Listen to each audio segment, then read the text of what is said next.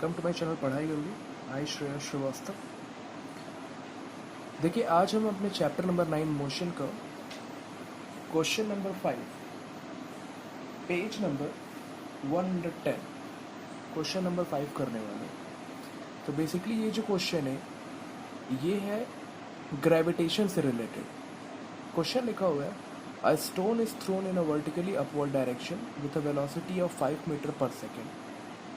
एक स्टोन है, suppose this is our stone, और ये स्टोन जो है इसे ऊपर की डायरेक्शन में फेंका गया, इसे ऊपर की डायरेक्शन में फेंका गया with the velocity of 5 metre per second. अब देखिए, ये थोड़ा एक अलग ही केस है। इस चैप्टर में आपको ऐसे क्वेश्चंस करने के लिए नहीं मिलेंगे। अ stone is thrown in a vertically upward direction. अगर हम किसी भी स्टोन को ऐसे अर्थ में खड़े होकर के ऐसे ऊपर की तरफ फेंकेंगे, so here we need some initial velocity, क्योंकि स्टोन बिना इनिशियल वेलोसिटी के ऊपर की तरफ नहीं जा पाएगा। तो यहाँ पर u क्या हो गया, 5 मीटर पर सेकेंड, क्योंकि बिना इनिशियल वेलोसिटी के स्टोन को आप ऊपर की तरफ नहीं थ्रो कर सकते। Now if the acceleration of the stone during its motion is 10 metre per second square in the downward direction, अगर डाउनवर्ड डायरेक्शन में जो एक्सेलरेशन है, ठीक है, वो कितना है, 10 मीटर पर सेकेंड स्क्वायर, तो अपवर्ड डायरेक्शन में इसका साइन क्या हो जाएगा, चेंज हो जाएगा, that is -10 metre per second square. क्योंकि ये जो है ये एक्सेलरेशन ड्यू टू ग्रेविटी है। अगर कोई चीज़ अर्थ की तरफ आ रही है तो पॉजिटिवली, अर्थ से अपोजिट डायरेक्शन में जा रही है तो नेगेटिव। ठीक है, तो यहाँ पर हमें दिया हुआ है u 0 meter per second, sorry 0 नहीं, 5 metre per second, and a is -10 metre per second square. What will be the height attained by the stone and by how much time will it take to reach there? कहाँ reach करना है इसको, top point पर, जहाँ पहुँचने के बाद ये स्टोन रुकेगा और फिर उसके बाद ये नीचे फॉल करना शुरू कर देगा। तो जिस टॉप पोजीशन की बात कर रहे हैं, जिस हाइट को अटेन करने की बात कर रहे हैं, ये जो हाइट है, जिस हाइट को अटेन करने की बात कर रहे हैं, तो स्टोन जब नीचे से जा रहा है ऐसे ऊपर मूव करना शुरू किया, और एक टाइम आएगा, एक पॉइंट आएगा जहां पर वो रुक जाएगा और फिर वो अर्थ की तरफ नीचे आना शुरू करेगा। तो जिस पॉइंट पे वो रुक रहा है उसकी v क्या हो जा रही है, 0। मतलब जब स्टोन का केस आएगा and when it is throne upward, उस केस में आपको v क्या रखना है, 0 रखना है, क्योंकि ऊपर जाने के बाद एक केस आएगा जहां वो रुकेगा फिर नीचे फॉल करना शुरू करेगा। तो अपन को सिर्फ ऊपर जाने की कंडीशन और रुकने की कंडीशन तक ही देखना है, उसके आगे का डील नहीं करेंगे।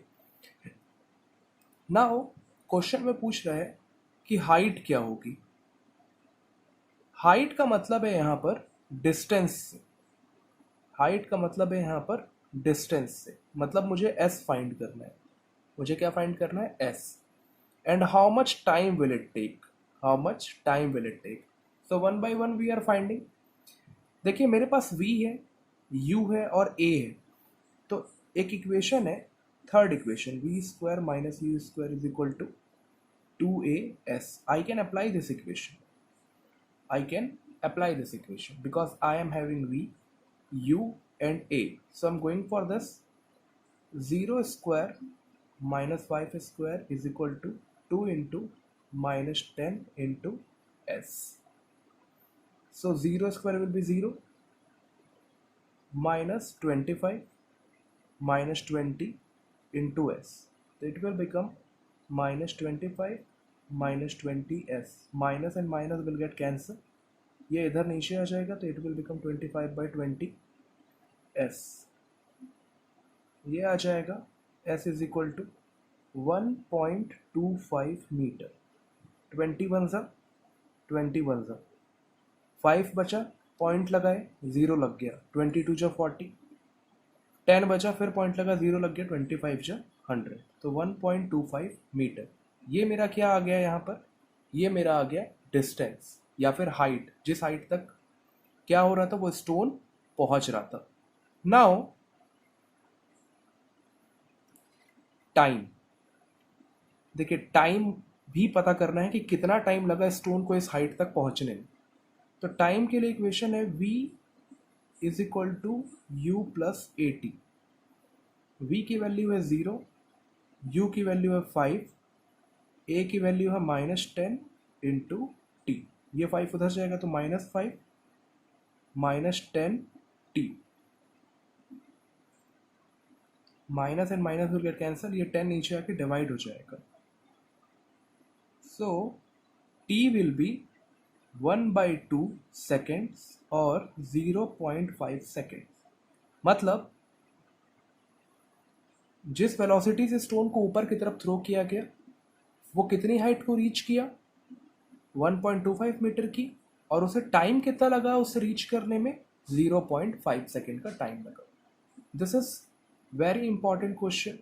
ऐसे क्वेश्चंस आपको ग्रेविटेशनल चैप्टर में भी बहुत देखने को मिलेंगे। Now our second question is of exercise chapter number 8, page number 113, motion chapter, that is a ball is gently drop from a height of 20 metre. एक बॉल है जिसे ड्रॉप किया गया, ड्रॉप मतलब होता है गिरा देना।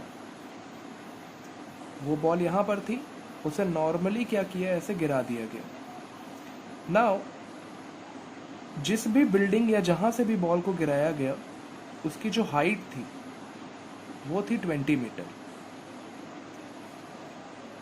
अब यहां से उसे जेंटली ड्रॉप कर दिया गया, मतलब ऐसे, बस ऐसे थी और ऐसे रिलीज कर दिया गया, तो वो नीचे की तरफ गिर रही है। तो रिलीज करने के टाइम पे और थ्रो करने के टाइम पे एक फ़र्क होता है। ड्रॉपिंग और थ्रोइंग के टाइम पे ड्रॉप करते हैं तो इनिशियल वेलोसिटी 0 होती है, थ्रो करेंगे तभी कुछ इनिशियल वेलोसिटी होगी। तो इनिशियल वेलोसिटी क्या होगी, 0, because it is normally dropped, बस इसे वहां से छोड़ दिया गया। Now it is saying that if its velocity increases uniformly at a rate of 10 metre per second square. जो यहाँ पर एक्सेलरेशन दिया हुआ है वो है 10 metre per second square. It is moving with an acceleration of 10 meter per second square towards the earth. This is acceleration due to gravity. With what velocity will it strike the ground? जब वो यहाँ पहुँचेगा इस point पे तो उसका v कितना होगा, कितने की स्पीड से जाके वो अर्थ पे स्ट्राइक करेगा। And what is the time taken by the ball to reach the earth's surface? So first of all, we have given u is equal to 0 because it is dropped. A is equal to 10 meter per second square because it is moving towards the earth's surface. S is given 20 meter. That is the height, that is the distance between the point from where the ball is dropped to the earth's surface. V we have to find and T we have to find. This both the things we have to find. So see, we have U, A and S. We don't have V. So we can apply third law, third equation of motion, V square minus U square is equal to 2AS. जो quantity दी रहेंगी हम उसी के हिसाब से ही चलेंगे। तो V square minus 0 square is equal to 2 into 10 into 20. So V square is equal to 0 square will be 0, 2 tens are 20, 20, 20, 400. So V will be under root of 400. So V will be 20 metre per second. मतलब ये 20 metre per second की speed से, velocity से आके अर्थ को क्या करेगा, strike करेगा। सेकेंडली टाइम भी पूछ रहा है कि टाइम कितना होगा। So for time we have equation v is equal to u plus at. Why we are using this equation? Because now I am having v. अब मेरे पास v है। अगर v नहीं होता तो फिर मुझे सेकेंड इक्वेशन पे जाना पड़ता है, s is equal to ut plus half at square पे। So now I am having v. So what I am going to do? 20 is equal to 0 plus 10 into t. मतलब 20 is equal to 10t. 20 is equal to 10t. So it will become 20 by 10 is equal to t, or t is equal to 2 seconds. So after 2 seconds, ball will strike the earth surface.